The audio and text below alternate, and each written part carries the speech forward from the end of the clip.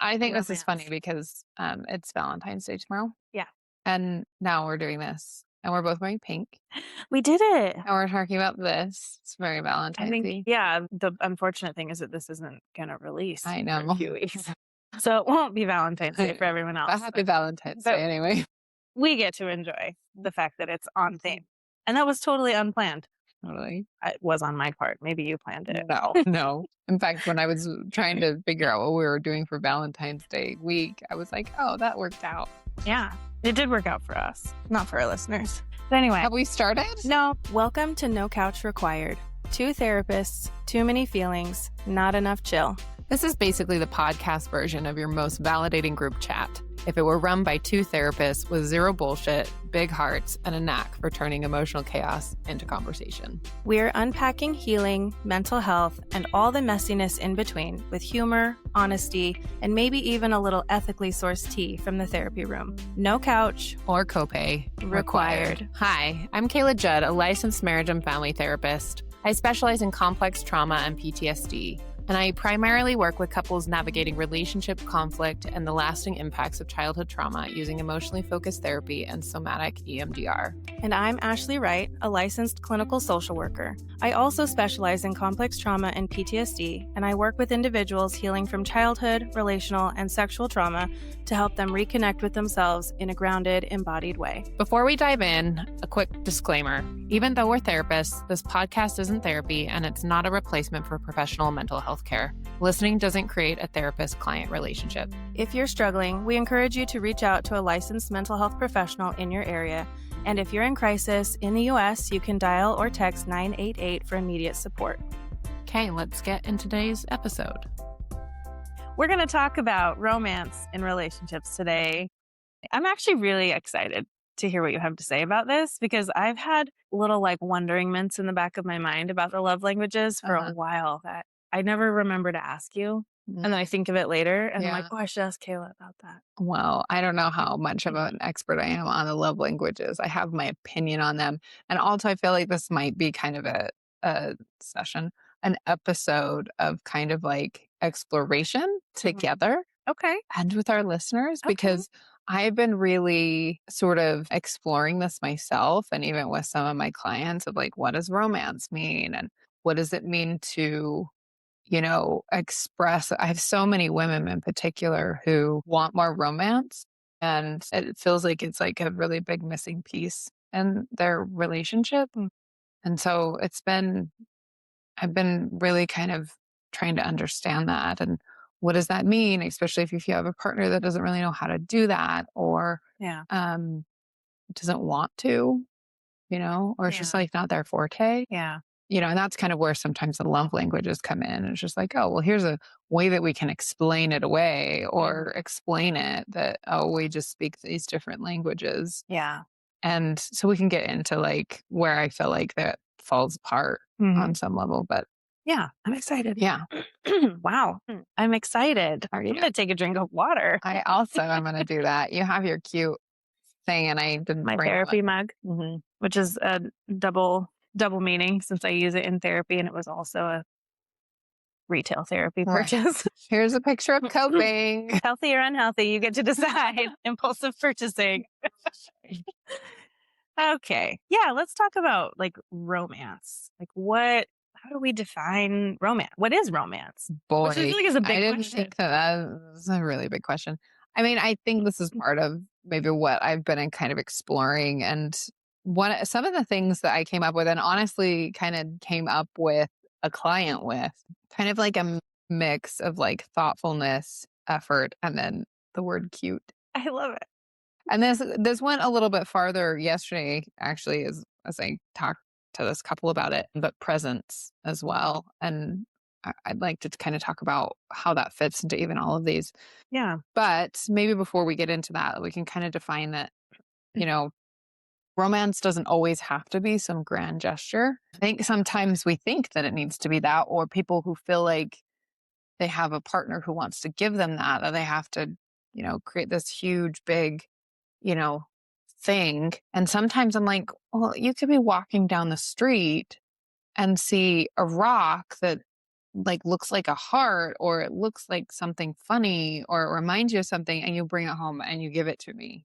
Mhm. Like that's super cute. Yeah. And, I think you're thinking of me. And yeah. anyway, so it doesn't have to be these grand gestures. Yeah. It could be a lot of different things. Yeah. I think in that, like, there's, the thoughtfulness, there's cute, there's this, like, I don't know, I'm thinking of you, you're on my mind. Yeah. Yeah. I think romance can be really simple. Well, and I feel like that there's presence in that too. Yes. I don't think presence has to just be like, I'm with you physically, but that could be the case, but it can be much broader than that. Yeah. Yeah. I really like that. Wow. I think that's a really good way to put it. So I think with romance, we really want to be seen. We want to feel connection and um, chosen. And it's kind of like, how do we do that? How do we give those things? And I've also thought about this. I mean, so here we're kind of throwing out some dots, right? And Yeah. maybe we'll connect the dots here at some point. We can only hope. One of the things that I've kind of like nailed down too is like, I want you to give me like a piece of your heart. Like when you're offering me something, when you're doing something for me, I want that. And I think what I meant when I said that, and this again became clearer to me yesterday, is it has a lot to do with the vulnerability.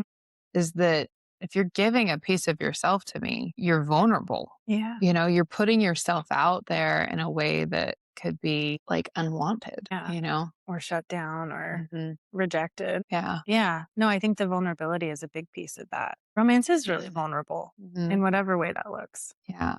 It's a good way to put it. Yeah. So, I mean, when we're talking about what makes something feel romantic, it's hard for me to even answer that question because I feel like it's really nuanced. These are the pieces that I'm kind of putting together to say this is what it feels like. That doesn't mean there isn't something else. I Yeah. think that's why it's like, I don't know if I could be an expert in this Mhm. or know a lot about this. But these are the things that I've found is it's like, feels like it's thoughtful. Like you've thought about me, you've put some time into thinking about me, effort. What have you put into this? Did you just, order me some cheap somethings, or did you but see, it's hard to give examples because even that wouldn't be like not romantic. Yeah. But is it the effort, is the thoughtfulness behind it, is the intent behind it, or are you just like giving me something because you're checking off a box? Right. I think that's probably the key is it meaningful? Is it intentional? Mhm. Or is it checking a box? What is the meaning? What is the intent behind it? And I think this cute thing in there too is just kind of like when you think about when somebody tells you how somebody proposed, or when you watch that rom-com, like what do? You go, oh, Yeah. cute, right? The whole room. Yeah. Right. So I think that have a little cute aspect Yeah. to like what is romantic.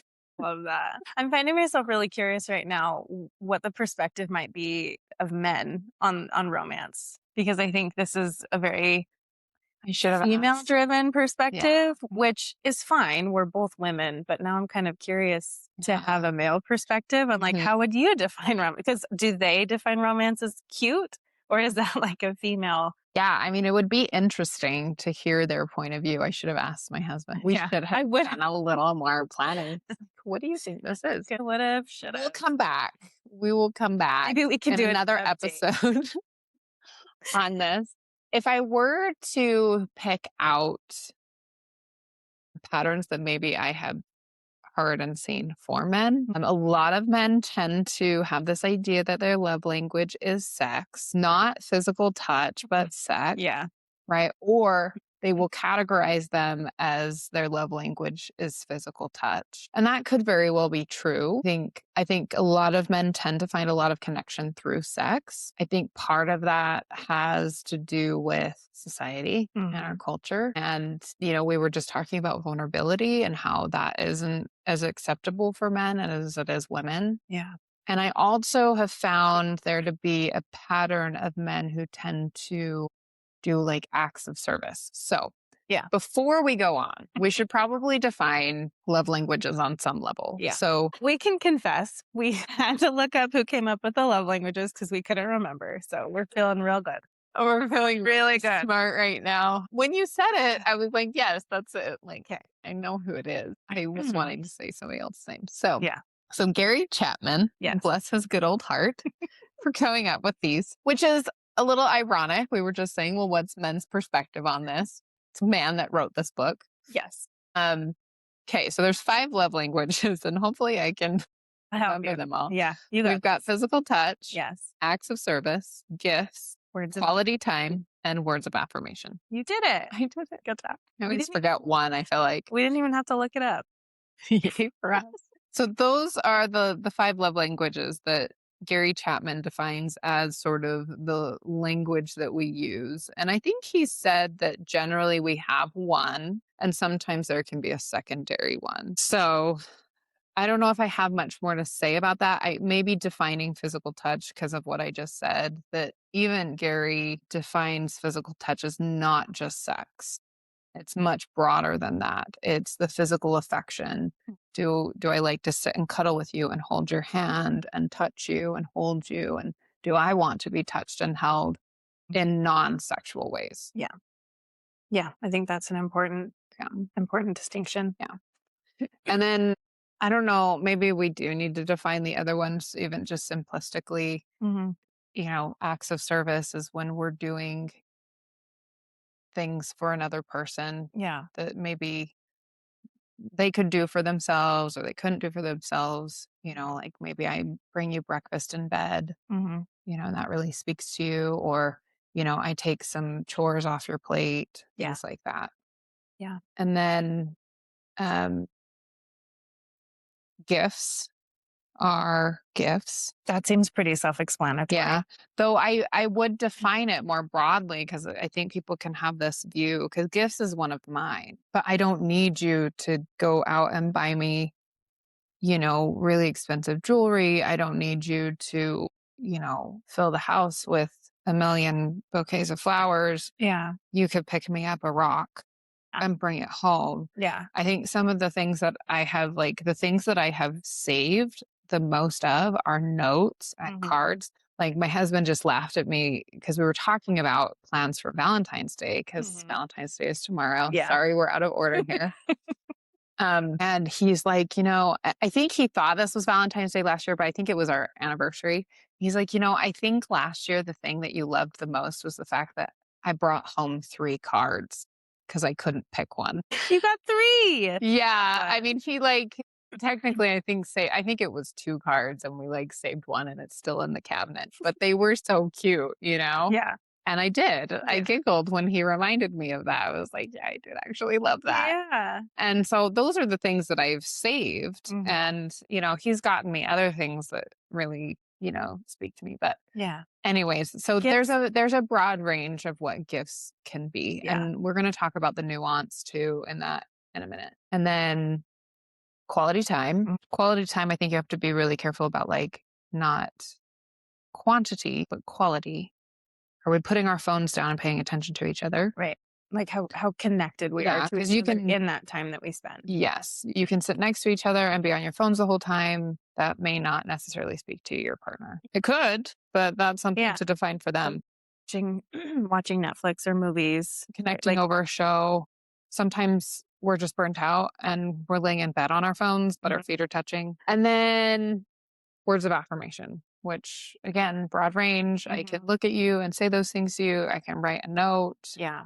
Things like that. Would you define those any more or differently? I don't think so. We cover all of them. Physical touch, you talked about that one. We talked about that one. Yeah. Yeah, no, I think that's a really good overview of all of them. And of course, they're all going to be a little bit nuanced and everyone's going to interpret them in an individual way of what quality time looks like to me versus you, or what words of affirmation looks like for me versus somebody else. We'll get into more of that in a minute. Yeah. But those are the love languages. Let's just say that the love languages is a good starting point, or it's a good tool to use. I don't think that it's something you should put all your eggs in one basket kind of a thing. It's a tool. It's to understand, okay, obviously these certain things speak to you, and can I put more effort and time into that and speaking that? But it doesn't mean that everything now. About that person. So it's a good starting point. It's not the full picture. So sometimes I feel like these can be nuanced because if your partner's love language is acts of service. If you decide that you're going to bring home dinner, that could fit into acts of service or it could fit into gifts, Hmm. right? That could be like a gift to your partner that you're trying to give them. Yeah. So all of a sudden, that idea that you had of like, oh, I'm going to speak their love language and this is what I'm going to do might not hit the same because Sure. it could fit into different categories. So it's something to just clarify and make sure. I always tell my clients when I'm talking to them about this, I would rather you go home and write a list of 10 things that your partner can specifically do that would make you feel loved Mm. and give that to them, have that on the fridge Yeah. so that your partner can go and be like, oh, this is what I could do. I can do this. And I know this will speak something to them. Yeah. Yeah, I think that kind of speaks to this idea I have in my head that the love languages are a really good guideline, but not rigid rules, Mhm. right? Because though we can kind of have a primary love language majority of the time, we're humans and not robots. And so that's gonna ebb and flow, Yeah. right? Like Yeah. I might really love like physical touch, but there might be days that I'm like, Can't. I'm just overstimulated and Yeah.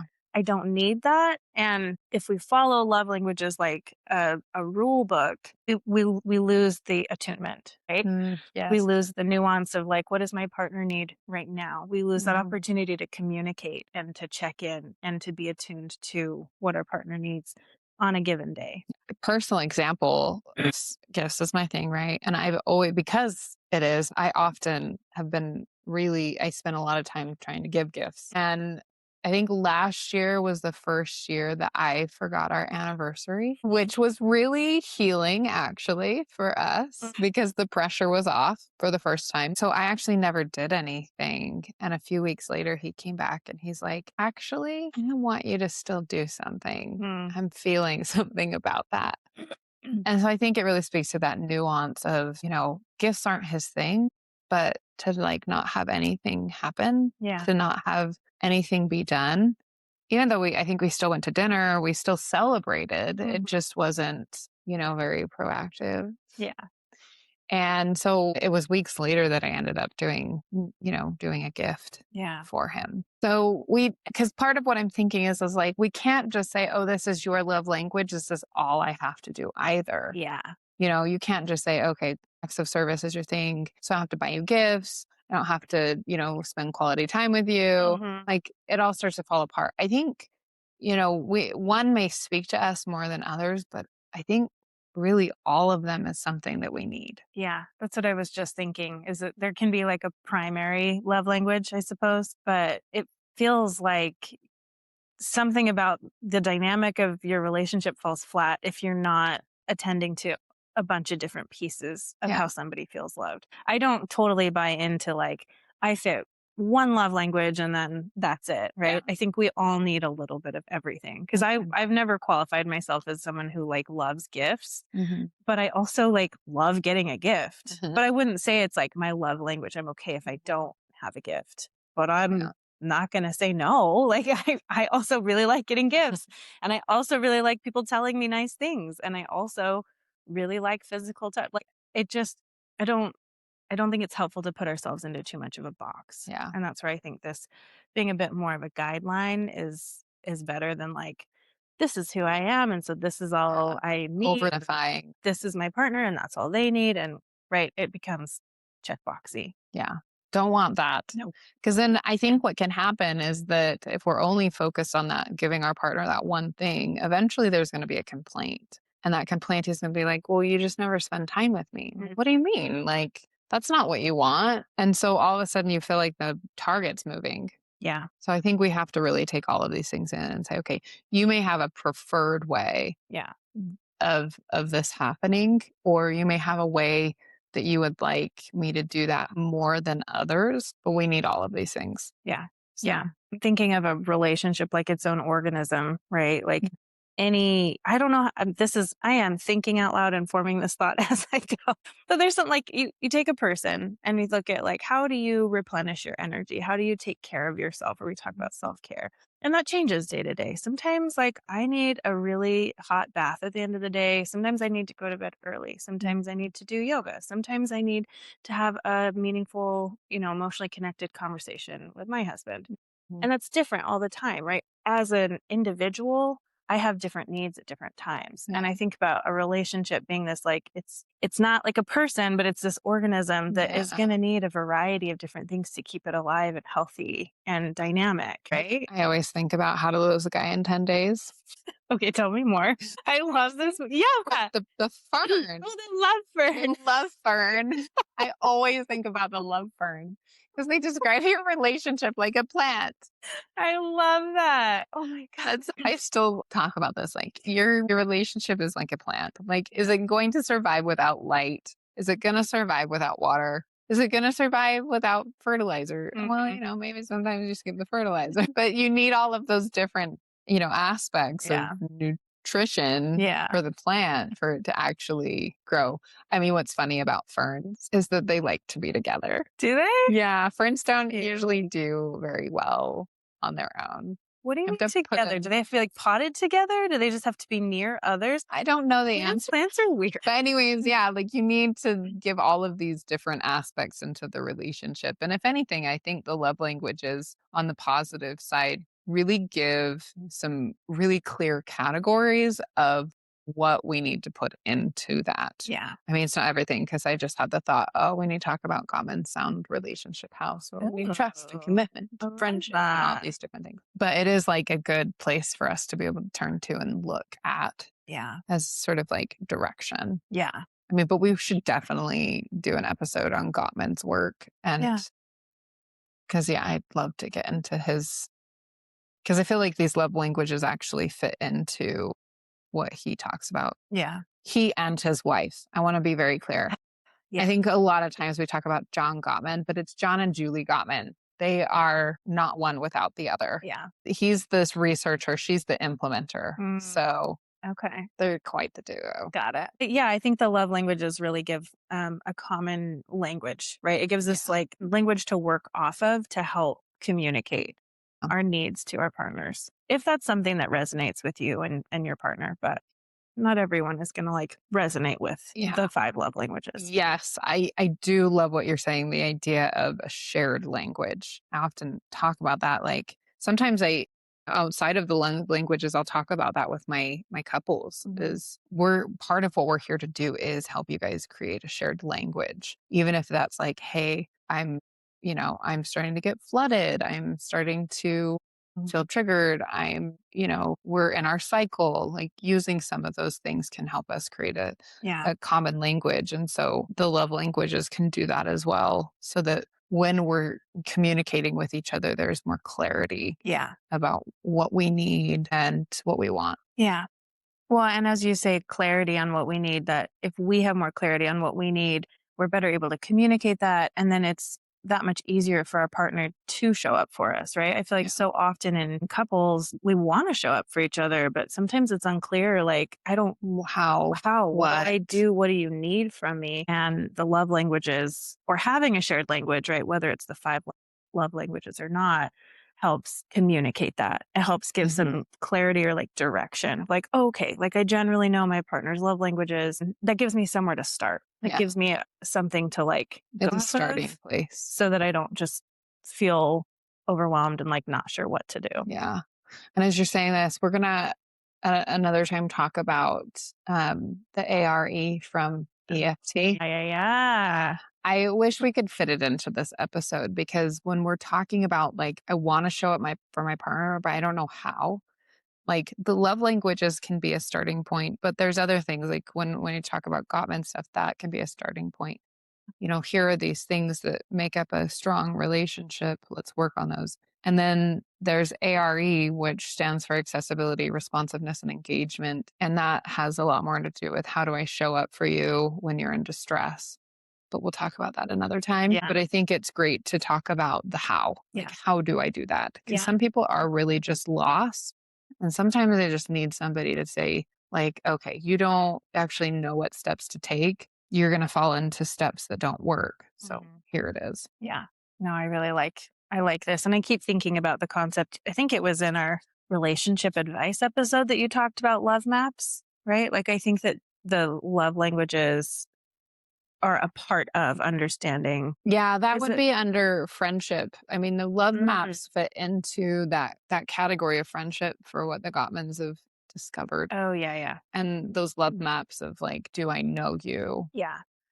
And what your likes, your dislikes, the cousin you don't talk to, Oh, what's okay. going on at work. But the love languages I think fit in here. Yeah, I guess that's what I'm thinking. Like, this is a starting point. It's a piece. It's not going to be like the end all be all to a good, healthy Yeah. relationship, but that I think it fits into that, like knowing your partner, Yeah. knowing how they feel loved. It's a piece. Yeah. And you can kind of see how it sort of starts to shrink down when we say it fits in, Yeah. right? Rather than it's the umbrella. Yeah. And so you're right. This fits into that of like learning to know how to communicate love to your partner. Yeah. This is one aspect, or this is one way to find some direction. And I do love that it allows us to maybe be more, I mean, intentional, yes, but very specifically intentional. I think you can still have intention whenever you're trying to express love to your partner. This is just a very much more specific way. And I think part of the intention comes from a like, okay, I know that this is their love language. What can I do? Yeah. And have that intention behind it. Yeah. Yeah. So I think all of those things are really good. Yeah. But yeah, context matters Hmm. and how your partner hears and experiences that. Yeah, I think the other positive we have listed here is that it helps reduce like guessing and mind reading, right? It Yes. gives very clear it gives your partner a very clear idea of how they can show up for you. However, then maybe a negative or like a watch out for is when it becomes rigid or transactional, right? I do this for you, you do this for me. We're Yeah. good. Well, and what I'll say about that is the Gottmans have found that that's a bad sign in a relationship is when Yeah. things are very transactional. Yeah. Do I have more to say about that? It's not a sign of divorce, but that transactional nature of like you do this for me and I do that for Yeah. you. And you can kind of hear how that intimacy just kind of isn't there. Yeah, it takes away or maybe it doesn't take away fully, but really reduces the emotional intimacy of it. It's just, again, like gets into that checklist, to-do list, scorekeeping. We go from like partnership and lovers to colleagues and roommates. Mhm. So Yeah, away from that. no bueno. We're doing this. What I've said is that you don't do this because your partner is doing something in return. You're doing this because you're thinking to yourself, how do I want to share my love with this person? Yeah, yeah, in a way that is going to be received by them, or that is in their language. I lost the thought. It was there, and then as I was It'll come talking, it was back. just gone. It's It'll come it just was one of those things, and I'm like, this sounds really good in my head, and then I was like, nope, that fell flat. That was not as profound. Maybe something profound will come back around for you. Maybe not. Do you have any other positives? I don't know. I was thinking about the list. We have a list. No, I feel good about the positives we've talked about. Yeah, we have talked about a lot of positives. We'll Yeah. just let that be. If anybody has anything they want to include in that list that maybe we've missed, you can totally leave us a comment Yeah. or DM us Message on us. Instagram or TikTok now. We're on TikTok. We're on TikTok. Our communication's really solid, you guys. No, It happened 2 days ago. in the show notes, in the description, there's a link that you can click, and it's actually like a fan mail feature Oh, that you cute. can click it, and it'll bring open a text box for you, and you can text us. Oh, that's so cool. Yeah. I didn't know that. Their communication. Clearly, we are Or crushing it. what we'll say is that we have very well-defined roles in We what we're doing. We are doing a good job at that. Anyway, Well, let's talk about, I mean, I know we've been talking about some of the limitations, but we'll kind of add to this that this should not be like an excuse to, this is just how, I mean, I hate this idea of like, this is just who I am. Just accept it. Because I think that one of the things that Gary Chapman talks about in his book is that if you have differing love languages, then what that means is that you're both learning to speak that other language, not just have your partner, Mhm. do yours or just come to like the acceptance of like, okay, we just speak different love languages. That's too bad. Yeah. This is just who I am. Yeah. Well, and I think that can really easily turn into a manipulative place too, Yeah. right? Like someone saying like, this is just a really obvious example. I'm sure there are others. And someone saying like, well, my love language is physical touch. And to me, that means sex. So that's the only way that I can feel Mhm. loved is if you have sex with me. I'm so, so glad that you're bringing that up because this is not uncommon. I've seen people use particularly physical touch manipulatively. And those are the ones that I often hear. I'm like, you clearly haven't read the book when they're like, no, it's just sex. Yeah. Sex is the only way that I feel loved. And I'm Yeah. like, that's not true. And it's usually from a more of a, whether it's intentionally manipulative or unintentionally, I always like to add that in because I think Yeah. sometimes if we have been using sex as a way to emotionally regulate and we don't recognize that pattern, then we will tend to put the blame on our partner saying, well, you're not having enough sex with me. When really you're having an emotional experience that you're not aware of. So Yeah. I like to have some compassion to say that sometimes people can be manipulative without intentionally trying to do so. They just are very unaware of what is happening for them and what their needs are. And because if physical touch is your love language, then it's not just sex. Yeah. It's I need the physical comfort and reassurance and the touch that we're connected and that you love me. And that spans far out of Yeah. sexual experiences. Yeah. I think any one of these can be manipulated, right? Like again, it's kind of about the intention that you go into it with or that you use these love languages with. Any one of them can be manipulated intentionally or unintentionally. Yeah. And so I think we just have to be careful that like we're not just like, well, this is my love language, so this is how I need you to love me, and that's just the end of that story, right? Yeah. Like there's got to be some collaborating and understanding and working with each other. Yeah, I mean, kind of the point is that there's partnership in this. And if we're saying, well, this is just how you need to do it, especially with physical touch, if you've got somebody who has suffered sexual abuse or assault, Yeah. then that's going to be really tricky. And if your relationship rises and falls on sex, oof, that's not going to go well. Yeah. Yeah. Again, like sex is an important part of relationships, but it can't be the only thing that your relationship is built on. Yeah. Well, I mean, sound relationship house from the Gottmans, it's friendship. Yeah. So if you're replacing that with sex, that's not a very sound house. Right. It's not a strong Right. way to build your relationship. Yeah.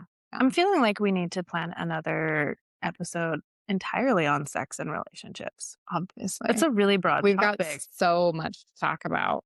We're never going to be able to cover it all. Yeah. We'll die first. Probably. I mean, are there any other limitations that we see? I feel like we've talked about some of them here and we were talking about some of them even before we got to here. Nothing that comes to mind for me. I don't know if I can think of other limitations at this moment, but I can't say that I spend much of my time thinking about love languages and relationships because it's not the center of my work. So yeah, I think I feel good about what we've covered. We'll come back around if there's anything else that comes up. Yeah. So I think it's important to talk about how this can change over time. The differences of what it is that you need. Like the first thing that comes to mind is like you may want a lot of physical touch and quality time, and then all of a sudden you become a parent, and all of a sudden The look on your face. you're like, I don't want you to be anywhere near me. I don't want to be touched. And this could have more to do with seasons, right? Like, Yeah. there may be a time when you've got little kids that you're just like, I need way less of that Yeah. and more, acts of service. Yeah. I need more help. Yeah. What do you say? Yeah. Yes. What say you?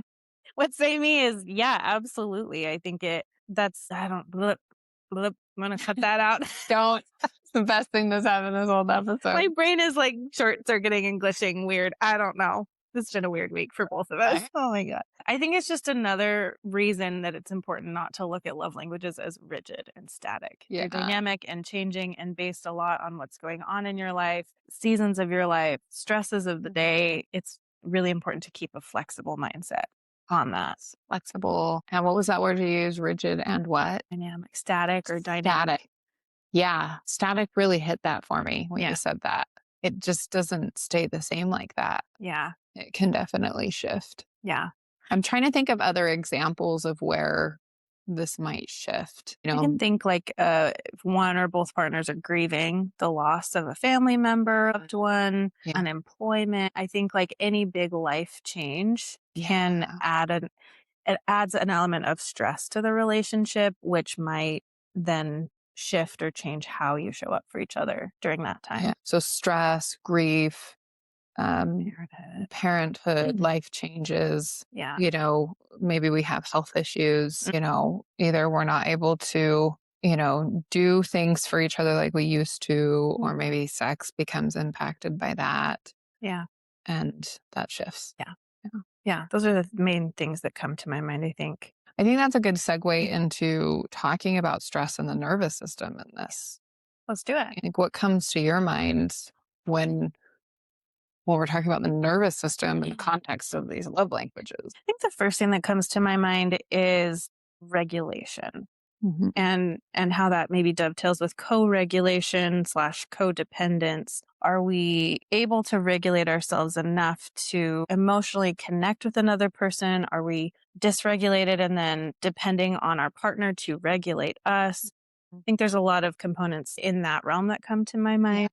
Are you talking about the shift from like I'm doing something intentional because I want to share my love for you and shifting that into I need you to do this for me because I'm not okay? Yeah. Yeah, kind of that like I want to connect with you versus I need you to rescue me. And I know there's probably a lot of nuance within that Mhm. too. Of course it's going to vary depending on relationship and situation, but broadly speaking I'm recognizing I need some connection, right? I need Mhm. some co-regulation from my partner versus I'm just incredibly dysregulated and I'm waiting and Yeah. expecting my for my partner to come rescue me, Yeah. to read my mind, or to know exactly how to fix this. Yeah. And I feel like you're talking about kind of three different things because the rescuing part isn't what we're looking for in a healthy relationship. The co regulation is, Yeah. but that is different from intentionally expressing love, I think. That's the nuance, right? Is that those can kind of flow into each other because when I need you, Mhm. I'm distressed and I need comfort, I need reassurance. I would still say that on some level that's different from the love languages, expressing Yeah. love. I mean, we're talking about romance, right? Yeah. So those can be very different things. I think you need both of those in your relationship. Yeah. Think for comfort and reassurance is very different than I need you to get me a gift because, I'm distressed or I need you to have sex with me because I'm distressed, even Yeah. though we might not think of it that way. Mhm. I think those are three different things, but Yeah, I think you're two right. two of these we want, one of these we don't want. Right. Right. Yes. There's nothing romantic about that. Expecting your partner to rescue you. I think that there is sometimes the idea that that is romance. I think that Oh sometimes yes. people expect that they think Hmm. that's what romance is. That Yes. somebody is going to swoop in and save the day and show up for you in the perfect way. You say, I'm Yeah. having a hard day today, and they show up with flowers and, make Yeah. everything better. And that can be a really beautiful way of showing up for someone. Unless it's like Is it an an unrealistic obligation. yeah, is it an unrealistic expectation that you're waiting for that to feel better? I don't know. Does Mhm. that make Yeah. sense, right? No, Because I I think I you're do getting think that. sometimes romance gets a little bit skewed. I think what you're saying is true that some people will view romance as something that's actually unhealthy. Mhm. That if I see romance as, or even this idea of what it means for you to fight for our relationship. Like if I've ended it or if I've given you boundaries and you show up someplace with a bouquet of flowers, we don't want to see that as romantic. Yeah. That's crossing a boundary, Yeah. you know, because otherwise, I don't know, on some level, we might have some confusion of like, well, that's what I wanted. Mhm. And yeah, so I think it's important to clarify that that isn't romance. That's where we start to get into codependency and emotional rescuing. Mhm. And that starts to create obligation and it's run from fear, obligation, or guilt. And those are not romantic. Yeah. Those are not healthy aspects to a relationship. Yeah. Yeah, even as you were saying that, I'm thinking like there is a fine line between romance and stalking, right? Like romance and creepy, right? There can be a Makes me think of Twilight. honestly, right? Like, I think there's a lot of messaging in the world and society and books and media about what romance is, and looking at it from a therapist perspective, looking at it at like a healthy relationships perspective, it's not all good. So be really Red careful about flag. what you're expecting. But I think this kind of connects nicely in with the concept of trauma, right? And Mhm. relational trauma, Yes. and the way that our childhood and other relationship experiences really formulate what we anticipate, what we expect, and what we hope for in relationships. And Mhm. sometimes that's healthy and sometimes it's less healthy, right? I don't know. It's a really nice way to put it.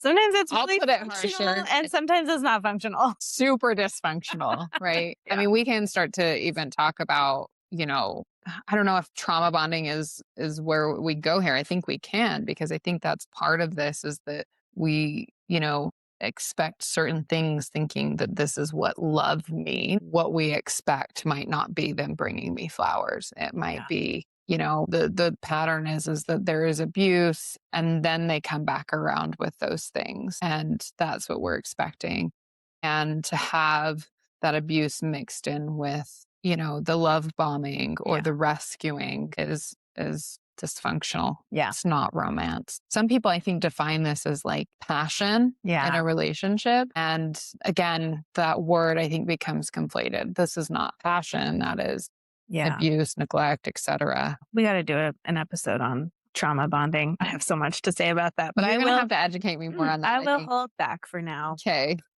Anyway, Let's I want talk to get about some specifics of like how the love languages maybe come in and become, dare I say, an issue, a problem, how it Mhm. doesn't quite maybe fit and how it might these are different types of limitations when we're talking about trauma. Yeah, take us there. Oh, You got it let's talk about right. touch first. And this is the one I think you would be great to talk about because you work with so many clients who have dealt with sexual trauma Yeah. and this can become a really big issue, hindrance in a relationship, and Yeah. especially when we're talking about expectations and if you have the sexual abuse and your partner wants physical touch, Yeah. take us away on that one. Feels like a really big topic for some reason. That feels so overwhelming to try to address right this second. Well, just talk about it in the context of the love languages. Love And it. so, how are we speaking love when there's been maybe some sexual trauma? Yeah, I think that has to be done on a very individual level. And I Mhm. think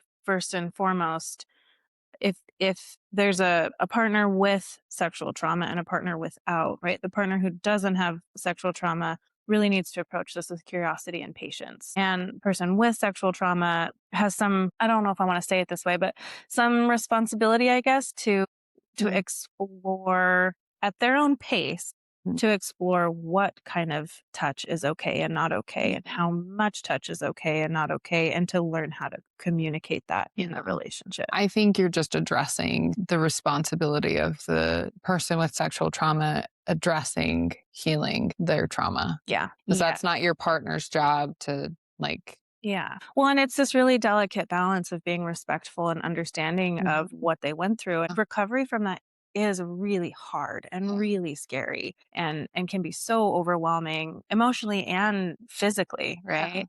That it's really got to be done in this like dance between the two. One Mhm. person being curious and understanding and patient, and the other making some effort to explain and communicate and really working as a team Communication. to find the ways that you can access touch or sexual experiences together in a way to help rebuild some sense of Mm. safety, rebuild a healthy relationship with Yeah. sex. So I think that really kind of again addresses that if physical touch is your love language, and this is something that's really important to you, there still has to be patience on your side of Yeah. knowing that you can't push your partner into some place that there is just some deep trauma. Yeah. Yeah. You have to manage those expectations. Yeah, which is why I think, I guess, it makes another point to not being rigid about your love languages, because if you decide physical touch is my love language and your partner isn't able to like access that or not Mhm. able to show up for you in that way for one reason or another, you've got to have some other ways to be able to connect Yeah. emotionally and to be able to be attuned and feel connected with your partner outside of that. Yeah. There's that I attunement think word again. yeah, and I think there's other situations in life too. I think about like women who are postpartum or in, their Mhm. first year or so after having a baby. It's Not a really getting that. sensitive time for Mhm. physical touch, not even sexual experiences because that's its own thing, Just but like touch in and of itself. physical touch in and of itself. And maybe that's where we lean back on that concept of friendship. Like it's good to have other things to lean on in your relationship for connection Yeah. if physical touch isn't accessible. Yeah. Well, and then with this touch, I'm also thinking we're talking about this in terms of sexual trauma and abuse, but what about just physical abuse? Oh You know, yeah. I'm thinking that there are a lot of people who, grew up with a lot of physical abuse Mhm. that struggle to allow touch. Even just hugs Yeah. might be kind of awkward for them. Like physical touch might not be Yeah. something that's really comfortable, which again, I think what we're saying here is that those are things that really need to be addressed Mm. because this is a really important aspect in a relationship. I don't think you can just take physical touch out of a relationship. We go from lovers and partners to, you know, maybe more roommates because there's no other relationship that you have that level of touch Yeah. or sexual contact with a person than your partner unless you're, experiencing like a polyamorous relationship, things like that. And so if you're in those types of relationships, I suppose you're going to your other partner for that. Sure. But if we're in a monogamous relationship, then we're really looking to have some understanding around that. And just what you're saying, same thing is, finding connection in other ways, but having Yeah. patience and understanding on the one side. On the other hand, if you're that traumatized partner, Mm. we've got to take some responsibility and healing that so as to welcome that part of our relationship back into our relationship. Yeah, when I even think outside of a healthy relationship, as humans, we do require some amount of physical touch Mhm. to really thrive. I mean, we've talked about, Yes. right, like the babies, the orphanage, like the importance of physical touch is not just important for babies. It's true throughout our lifetime. Yeah. Because I think we talked about the concept of being touch starved, right? Yeah. that Mhm. that we need some level of touch in our relationships, and that can be impacted by sexual abuse, that can be impacted by physical abuse. I think that can be impacted by emotional neglect too. People who Oh, just yeah. weren't, maybe they weren't overtly harmed, but they weren't really shown physical affection Right. in their It childhood. wasn't what they got, it was what they didn't get. Yeah, I think there's a lot of things that can create a barrier in terms of trauma that can create a barrier for physical connection, but emotional connection Mhm. and the way that those two play Yeah. together. I mean, what you're saying really kind of starts to bleed into these other love languages of, I mean, we're talking about care and love and intention. Mhm. And if, you grew up experiencing a lot of neglect, maybe not physical abuse or abuse, but a lot of neglect, then, I mean, what does it even mean to, spend time with somebody? What does it mean to express words of affirmation? If you didn't get those things, it's going to be difficult for you to give those Yeah. things. And so that takes some time to recognize what does it feel like to get those things and to give those things. Yeah. Yeah, and I think maybe not getting those things, and I don't want we want to compare, but my brain wants to compare. Like it might even be more difficult to allow yourself to receive those things. If you never got it, Mhm. it might be really easy for you to give that to other Yeah. people. I think Mhm. a lot of women are pretty much trained to consistently be like, how do I serve other people and Yeah. self-sacrifice? Yeah. And if that's been the pattern, it might be really hard for you to allow someone to give to you. It might be Mhm. really hard to receive what someone else is trying to offer. You might actually feel a lot of discomfort. Mhm. When you're saying that, I'm also just thinking about the comfort aspect, stepping out. I mean, this has kind of been a theme in the family recently, of how we step into, I'm here for you to fix it. But what does it mean to step away from fixing and into, let me just be here to comfort and reassure you? Yeah. Yeah. I think, trauma can impact both the giving and the receiving. And because trauma, right, like creates this sense of isolation and shame and often creates a sense of rigidity in behavior and thought pattern, then you lose the ability to be vulnerable, which is that Mhm. big piece of romance and connection. We can't Mhm. really connect with people in a really deep, genuine way without significant vulnerability. And if you've experienced trauma, it's really going to be hard for you to be vulnerable. Yeah. And that's going to create a barrier to whatever love language we're talking about. Yeah. And this is kind of the pattern or the process that I see. I never know to work backwards or forwards. I guess I'll work backwards. If we want to be vulnerable and have that connection, then we have to be able to know what we need and what we feel. Yeah.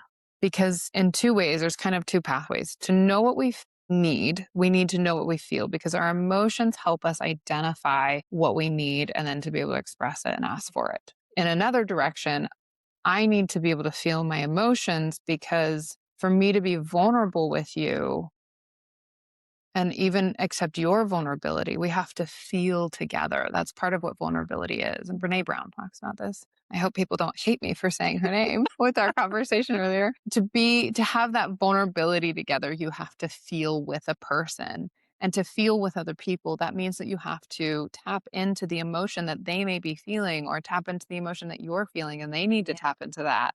And that's where you find connection. And so if we're struggling to be vulnerable or if we're struggling to express our needs, then we probably are struggling to feel our emotions. And that may be like where the work needs to be done before we even start to understand what it means to express love or to express romance to each other if we're not really totally understanding it. Yeah. I don't know. I love that. Part of me is like, I don't know how people are going to hear that. No, I am with you 100% on that. I think the point of romance is to feel connected. It's to feel chosen. In order to I hear what you're saying, and I'm just rephrasing it a little bit. Like to feel genuinely connected with someone and to show up for them, You have to connect to yourself you have first, to connect right? to yourself to connect to someone else. Because if you can't tolerate emotions in yourself, you can't tolerate them when someone else is sharing them with you, and that's creating a barrier, whether you recognize it or not. To be able to fully connect with someone is like Brene Brown, Yeah. right? It's getting down into the hole with someone instead of being like, hey, must really suck down there, right? It's getting down there and sitting with them. And if you can't tolerate the emotional experience in yourself, you're not going to be able to tolerate sitting with someone in that experience. We need to put a video in the show notes. Yeah. This cute little, I don't know if you've seen that cartoon, one of what Brene Brown Yeah, says. that's what I was, but yeah. We need to put that in there. I feel like it's much more broad than what's in that because, they give the example of like, want a sandwich, right? Like they kind of ignore the person's pain. But there's so many other ways to do that. Like I can dismiss your pain by saying like, well, you don't need to feel sad. Like, let me tell you, it's going to be fine. Or I'll try to fix it for you or Yeah. etc. And that's us basically saying, ooh, I don't know how to feel my feelings because to be here for you, I have to tap into that. And that's uncomfortable. Yeah. Yeah. My favorite thing that I saw on Instagram this week was something about like, congrats, my husband finally found the cure for anxiety. And it was just to like stop worrying about it. Right. Like I feel like so often in any relationship, and I see this in parenting too with kids and their parents trying to express something. Like I'm feeling so worried about this. And it's like, well, just don't worry about it. Like, oh wow, thank you so much. I never thought about that. Because there's something about that anxiety that's like, oh, I don't want to sit in that with you. I don't want to connect to that with you. Yeah. And so it's just easier to say like, well, just don't worry about it. Or like, you don't need to worry about that. But then we miss that opportunity to say, yeah, that does sound really scary. Or like, I can totally understand you feel anxious about that. Like, let me sit in that with you for just a minute. Yeah. I think people just don't know how. They don't know that. I think there's a common theme of like, well, what's the point? It doesn't change anything. Yeah. And I'm like, that isn't the point. Yeah. The point is that we're together, period. We feel, period. By feeling it, by being together is actually the fix. Yeah. If you want, like sometimes I'm like, if you need me to speak to your fixing part of you, the way to fix this is to just be there. Yeah. And we're going to get into the ARE because this is where that fits in. Yes. But we'll have to do that another time. Yeah. You'll have to come back and learn how to actually show up. Like if you have the question, like, I want to be there when they tell me that I need to listen more and I need to be there and I don't know how, come listen to our podcast later At some point, that is going to be about ARE and how we actually show up. Yeah. And it's really actually not that hard. Yeah. Oh, I love that. That makes me so excited. Okay. Okay. I could soapbox about this topic for a very long time, but I will We've spare. got to wrap it up, but hopefully that gives our listeners an understanding of the love languages, how to not, take the pros and cons to it, and then Yeah. also taking into account where trauma fits into all of this. Yeah. And I guess maybe I just want to remind us, because we talked about it earlier, but I want to put it in the context of trauma, is that any of these love languages, if trauma is involved, there is a potential for that to become a manipulative tactic rather than a connection tool. Yeah. So keeping that in mind. Yeah. I think my biggest takeaway from this episode for our listeners is to get really curious, with yourself, get really curious with your partner, the people who are important in your life. Because I think this can apply to relationships other than like a romantic relationship, right? Mhm. That's where it's going to show up the biggest, but it can apply in friendships and other relationships too. Absolutely. But just to get really curious, and we have some like reflective questions for you guys to think on of like, when do I feel most relaxed and open with my partner? Like, when do I feel most available and able to connect with my partner? What helps my body feel safe, seen, and connected in the moment? Yeah. And how do I maybe receive love differently than I did 5 years ago? I think that's good to check in because it will shift based on life circumstances and as we grow as a person too. I think naturally that's going to shift a little bit. Yeah. Well, and I'll go back to that suggestion that I had made earlier, which is, write down a list of 10 things that would make you really feel loved. Ask your partner to do that and hang them up on the fridge. I mean, let's take out this idea of mind reading and let's just be really specific and very clear with each other. Like let's look at that as romantic. Yeah. Is that I want to be really clear about this with you and I want you to be really clear about this with me because we want to meet those things. And we can always take those lists and have some nuance with them. Yeah. And just work with that. Yeah. And if it feels safe enough, I didn't add this part in, but this is something that we did do with each of ours is we kind of rated them from 0 to 10 of how much we felt like we were getting from the other person. I think that you have to feel pretty safe in a relationship to do this. Yeah. Because if I feel like you're at a 0, I need you to be able to hear that feedback. Yeah. But we did do that. We went through and kind of labeled like where it was that we felt like we were getting from our partner. And then we also like put little arrows. This seems to be something you have been doing more of. So it's going up, or it's kind of come down because you aren't doing it as much for whatever reason. So just make sure that you feel like you're in a safe place. Sure. To do that. Yeah. That feels really vulnerable. Yeah. To do. Really vulnerable for both partners on that. I think, always my biggest suggestion in any session I've ever had with a client is just like, let's just stay curious. Let's just stay open and curious and practice communicating. Yeah. I love curiosity. Curiosity will take you farther in a relationship than I think anything else will. Yeah. Yeah, I agree 100%. Cool. I think we did it. Okay. If we missed things, of course we missed things. If you have any thoughts you want to share with us, you can use that link in our show notes that says, send us a message. Yeah. We'd love to read any thoughts that you guys have. Yeah. And we'll respond as well as we can. And maybe we'll make a whole episode out of it. Yeah. As I feel like we could talk about this for a lot longer. I almost feel like we've missed things. I almost want to go back to the romance and talk about that more. I know. It took us a minute to get our juices flowing on this one, but it's okay. It's okay. I'm sure we'll have more conversations about it. Yeah, it was a good bird's eye view. We just scratched the surface. Okay. Thank you for listening. Subscribe and follow us. And what else are you supposed to say? We're on TikTok now. So if you're on TikTok, you can find us there. Have a good one. We'll see ya. Bye. Bye. Thanks for listening to No Couch Required. We'd love to keep the conversation going with you. Connect with us on Instagram at No Couch Required Pod and let us know your thoughts. If you have questions or topics you'd like us to cover in future episodes, send them our way. We'd love to hear from you. And if you're enjoying the podcast, please make sure to subscribe so you never miss an episode and consider leaving us a review. It really helps others find the show. Until next time, take good care of yourself.